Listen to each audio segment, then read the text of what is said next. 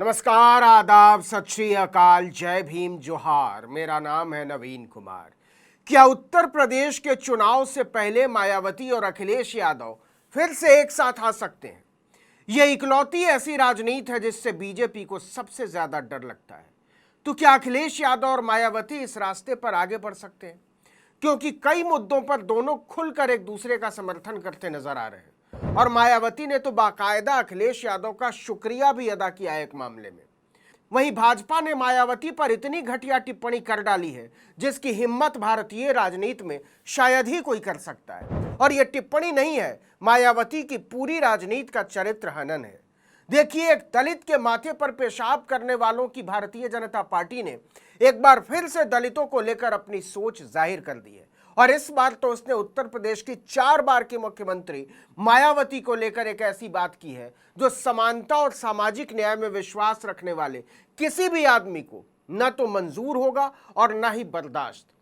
एक TV debate के दौरान भाजपा विधायक राजेश चौधरी ने कह दिया कि मायावती उत्तर प्रदेश की अब तक की सबसे भ्रष्ट मुख्यमंत्री रही है।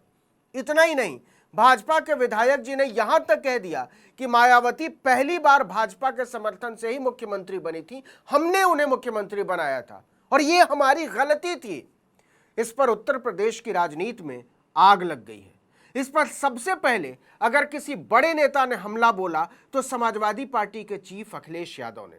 सपा अध्यक्ष ने कहा कि वंचित समाज से आने वाली महिलाओं पर इस तरह की टिप्पणी करने के लिए भाजपा विधायक के खिलाफ मानहानि का मुकदमा दर्ज होना चाहिए।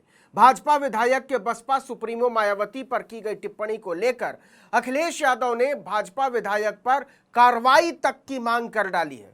उन्होंने सोशल मीडिया पर लिखा कि उत्तर प्रदेश के एक भाजपा विधायक द्वारा उत्तर प्रदेश की एक भूतपूर्व महिला मुख्यमंत्री के प्रति कहे गए अभद्र शब्द दर्शाते हैं कि भाजपाइयों के मन में महिलाओं और खास तौर से वंचित शोषित समाज से आने वालों के प्रति कितनी कटुता भरी है।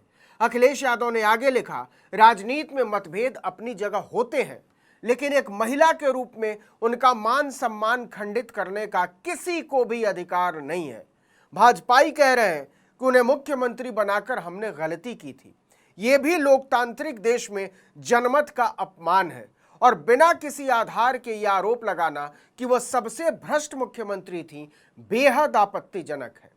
भाजपा ने विधायक के ऊपर सार्वजनिक रूप से दिए गए इस वक्तव्य के लिए मानहानि का मुकदमा होना चाहिए।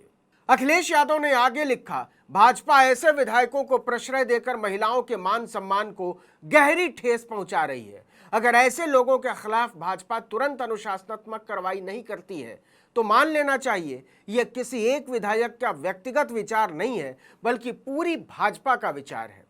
इस टिप्पणी के साथ अखिलेश यादव ने टीवी चैनल भारत समाचार की वो क्लिप भी डाली है जिसमें मथुरा जिले के माठ क्षेत्र के विधायक राजेश चौधरी को कहते सुना जा सकता है कि मायावती जी 4 बार उत्तर प्रदेश की मुख्यमंत्री रही हैं, इसमें कोई संदेह नहीं है और पहली बार हमने ही बनाया था, वो गलती हमने ही की थी। इस पर एंकर ब्रजेश मिश्रा चौंकते हुए टोकते भी हैं कि कैसी बात कर रहे हैं, क्या एक दलित महिला को मुख्यमंत्री बनाना भाजपा की गलती थी? इस पर भी राजेश चौधरी नहीं रुकते, वो बोलते चले जाते हैं। उनकी अगली लाइन होती है, उत्तर प्रदेश के अंदर सबसे अधिक भ्रष्ट कोई मुख्यमंत्री हुआ है तो उनका नाम है मायावती। ये एक ऐसी टिप्पणी थी जिस पर हंगामा मचना तय था।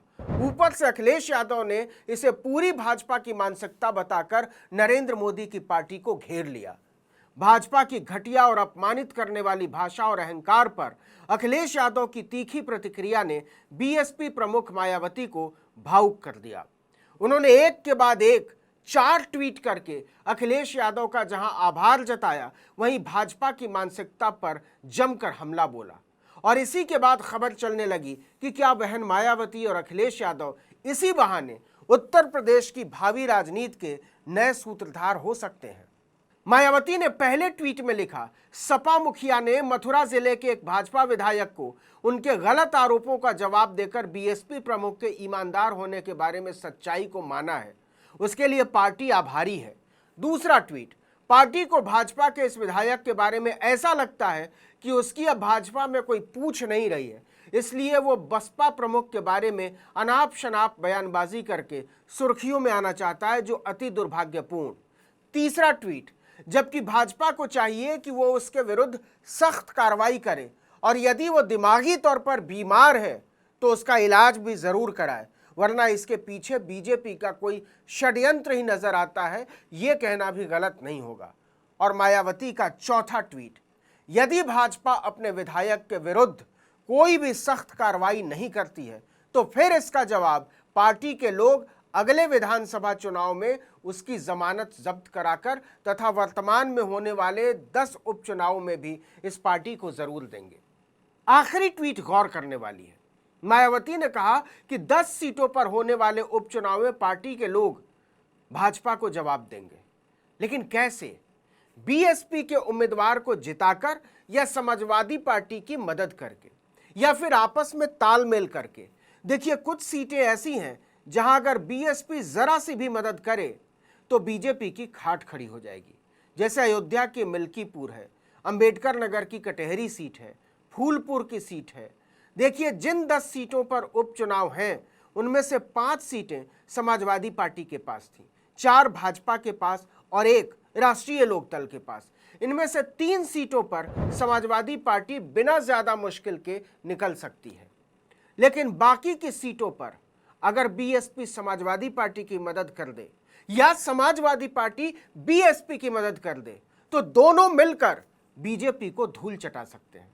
अब सवाल है कि भाजपा विधायक राजेश चौधरी का मायावती को उत्तर प्रदेश की सबसे भ्रष्ट मुख्यमंत्री कहना यह वजह बन सकता है क्या? कांग्रेस की ओबीसी इकाई ने इस पर प्रतिक्रिया देते हुए कहा कि ये खाकी निक्कर वाले दलित, शोषित, वंचित समाज के लिए अपने अंदर द्वेष भावना रखते हैं। खास तौर से अगर कोई दलित समाज की महिला हो तो इसे बर्दाश्त नहीं होता कि वो मुख्यमंत्री कैसे बन गई।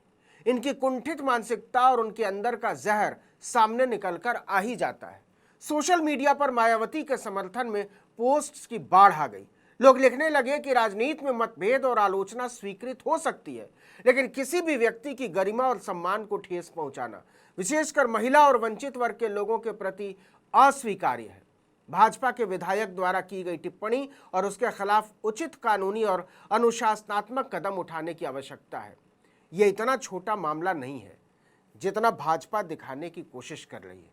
सबको इंतजार है कि राजेश चौधरी बहन जी से माफी कब मांगते हैं और भाजपा कब बोलती है कि हम इस तरह के बयान और इस तरह की सोच से अपने आप को अलग करते हैं। वो जितनी जल्दी ये कर लेगी उसका नुकसान उतना ही कम होगा। इस वीडियो में इतना ही, लेकिन अगर आपने आर्टिकल 19 इंडिया को अब तक सब्सक्राइब नहीं किया तो फौरन कर लीजिए, बेल आइकॉन दबाइए, घंटी जैसी आकृति, लाइक कीजिए और कमेंट करके बताइए हमारा वीडियो आपको कैसा लगा। हमारा ट्विटर हैंडल है article19_India और मेरा ट्विटर हैंडल है नवीन जर्नलिस्ट। नमस्कार।